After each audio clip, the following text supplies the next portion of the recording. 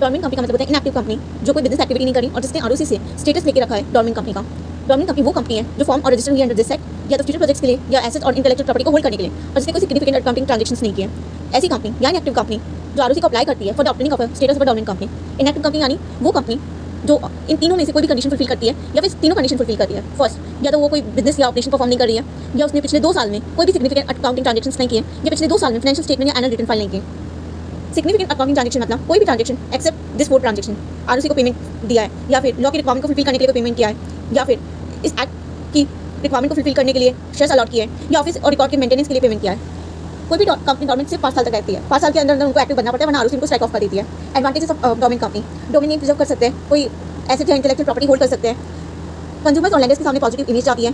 हर साल एक return file करनी होती है एनएससी 3, हर साल 2 बोर्ड मीटिंग लेनी होती है, एक हाफ कैलेंडर ईयर में, एक दूसरे हाफ कैलेंडर ईयर में एक, और मिनिमम गैप दोनों के बीच में 90 डेज का होना चाहिए। इसमें कोई टैक्स नहीं लगता, कोई कैश फ्लो स्टेटमेंट बनाना नहीं पड़ता, रोटेशन ऑफ ऑडिटर एप्लीकेबल नहीं होता और इजीली एक्टिव बन सकती है। Compliances for dormant company: OPC में 1 डायरेक्टर होना चाहिए, प्राइवेट कंपनी में 2 डायरेक्टर्स होने चाहिए और पब्लिक कंपनी में 3 डायरेक्टर्स होने चाहिए। अगर कंपनी शेयर अलॉट करेगी तो उन्हें रिटर्न ऑफ अलॉटमेंट फाइल करना पड़ेगा इन पास 3, और अगर डायरेक्टर चेंज हो रहे हैं तो DIR 12 फाइल करना पड़ेगा आरओसी को। डॉर्मेंट कंपनी को हर साल 2 बोर्ड मीटिंग लेनी पड़ेगी, एक हाफ कैलेंडर में एक, दूसरे हाफ कैलेंडर में एक, और दोनों के बीच का गैप 90 डेज होना चाहिए।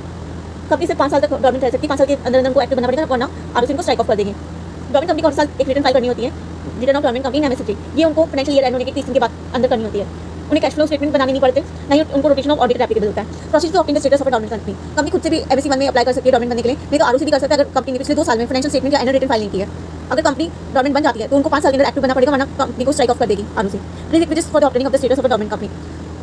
कंपनी को डॉर्मेंट कंपनी नहीं बनने देगी आरओसी अगर कंपनी के अगेंस्ट इंस्पेक्शन इंक्वायरी इन्वेस्टिगेशन चल रही है, कंपनी ने किसी पे केस किया, कंपनी के ऊपर केस हुआ है और अभी तक प्रोसीडिंग्स पेंडिंग है, पब्लिक डिपॉजिट आउटस्टैंडिंग है या उसका डिफॉल्ट हुआ है,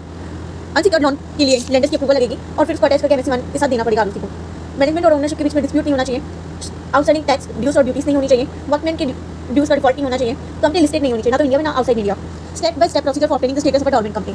सबसे पहले बोर्ड मीटिंग बुलानी पड़ेगी, उसमें जनरल मीटिंग के लिए डेट टाइम प्लेस डिसाइड करना पड़ेगा, एक स्टेटमेंट ऑफ अफेयर्स देना पड़ेगा जो कि कंपनी का ऑडिटर देगा, इसमें कंपनी की फाइनेंशियल पोजीशन के बारे में होगा, ये जनरल मीटिंग में सारे शेयर होल्डर्स को दिखाया जाएगा। फिर एसआर पास करेंगे, एसआर पास करने के 30 दिन के अंदर एमटी 14 फाइल करेंगे और एसआर पास करने के 30 दिन के अंदर एमएससी 1 में फाइल करेंगे डॉर्मेंट कंपनी की एप्लीकेशन के लिए। एमएससी 1 के साथ कुछ अटैचमेंट चाहिए, डीआर का कॉपी, एसआर का copy, statement of affairs, lender का अप्रूवल, फाइनेंशियल स्टेटमेंट और annual return, NOC regulatory authority से अगर कंपनी किसी रेगुलेटरी अथॉरिटी से चलती है, और मैनेजमेंट और ओनरशिप के बीच में कोई डिस्प्यूट नहीं है, इसका सर्टिफिकेट भी जाएगा। अगर कंपनी को फिर से एक्टिव बनना है तो सबसे पहले बोर्ड मीटिंग बुलानी पड़ेगी, उसके लिए डायरेक्टर को 7 दिन पहले मीटिंग का नोटिस देना पड़ेगा, उसमें डिसाइड होगा कि कंपनी फिर से एक्टिव बनना चाहती है, कंपनी एमएससी 3 फाइल करेगी फाइनेंशियल ईयर एंड होने के 30 दिन के अंदर, एमएससी 4 के अंदर एक्टिव बनने के लिए अप्लाई करेगी कंपनी और अगर सब कुछ ठीक रहा तो आरओसी एमएससी 5 में उनको एक्टिव का सर्टिफिकेट दे देगी। अगर कंपनी ने when ROC shall change the status of a dormant company to active company, अगर कंपनी ने कोई ओमिट किया है तो उनको 7 दिन के अंदर आरओसी को एप्लीकेशन देनी पड़ेगी। अगर कंपनी ने एप्लीकेशन नहीं दी और आरओसी को पता चल गया तो जब से आरओसी को पता चला है तो वो उनको फिर एक्टिव ट्रीट करेगी।